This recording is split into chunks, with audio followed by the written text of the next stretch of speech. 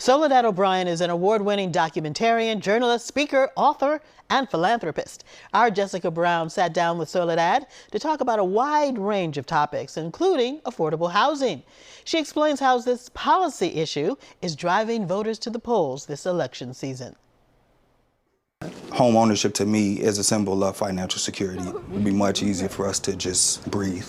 The challenges of home ownership in a city like Boston is well known, but the struggle to attain the American dream in states like Arizona and Nevada may impact the ballot box in November. It's a big election issue, right? It's a big election issue. So we're looking at swing states, and we were looking at some of the issues that are really resonating in swing states. For us, Nevada was a really interesting place to look because unlike New York City, like no one was moving to New York City for cheap housing. Right. In the last 6 years, like that just has not happened.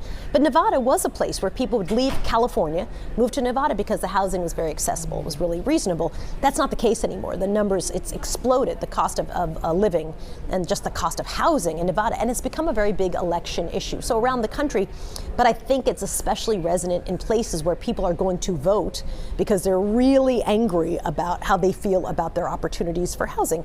You add in Airbnbs, right, which take a lot of the property kind of off the market, and you're seeing even local legislation that's trying to change some of that to get more people into housing. The housing market is really, really tight. So it'll be interesting to see what that actually means in the election. As you know, people often talk about what they're going to do because of how they're feeling, and they don't necessarily vote the way they say they're going to vote. But we're watching that certainly in the state of Nevada. The anxiety that comes from renting, that anxiety comes from just a lack of financial security. And that anxiety just carries on into everything I do, and I try hard to keep it out of my parenting. A lot of folks have different ideas of how we even got here. We know that since the pandemic, everything has skyrocketed, but I feel like people don't have an understanding of why we're in this position.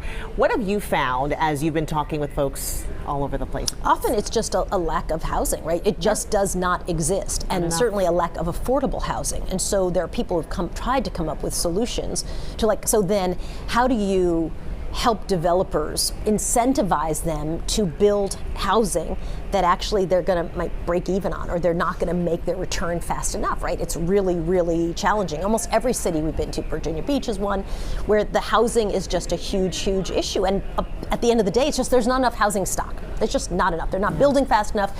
And you also have a lot of local laws where people are saying, well, actually, here we don't want affordable housing, or here we don't want to, everybody needs to have a single family home.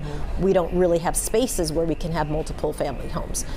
The challenge comes in okay, but if you would like to have teachers in your schools, where are you going to put them? Right. Certainly in Utah is a good example, where if you want people who are going to work at your resorts, where are they going to live? They cannot afford. They're completely priced out of the market. And this is not the working poor. These are just working people with jobs, teachers, firefighters, police officers. Where do they live?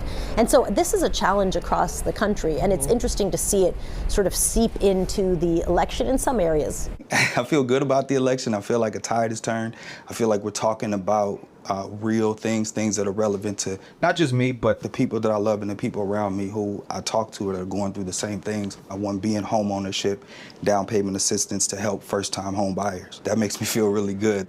Love you. Soledad's journalism career started in Boston in the late 1980s. And as she covers diversity issues in many industries, she also reflects on her own field. I think the thing that sticks out to me is the conversations that we had about diversity back then, when I was an intern, are the same exact ones we're having today. I would have thought, back then I thought, well, maybe not in the next year, not in the next 5, but soon we're gonna move the needle on, ending some of these disparities, and we really haven't done it. If you look at African Americans in journalism, if you look at Hispanics, the numbers are actually even worse.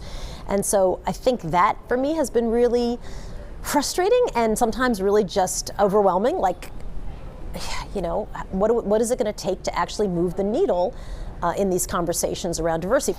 We're looking at the end of DEI, right? The death of DEI, and DEI is being very intentionally killed. To some degree, it's become a word that everyone's like, well, don't use the words DEI.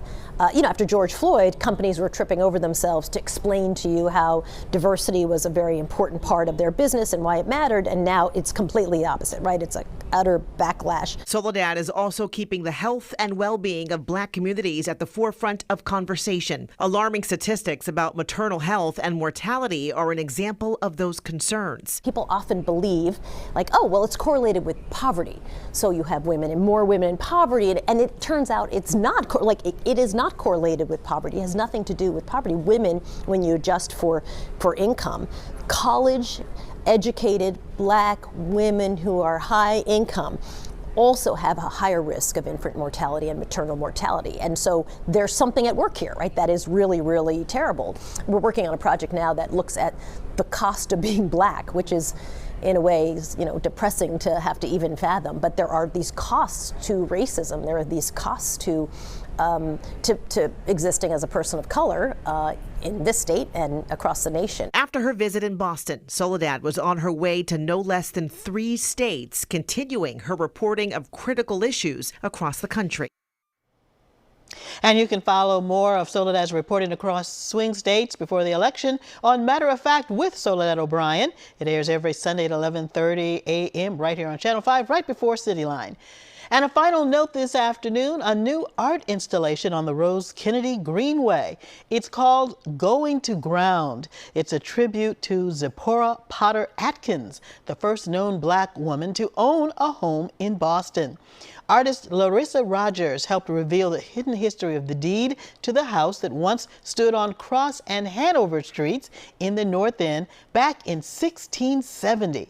The installation remains on the Greenway through next fall.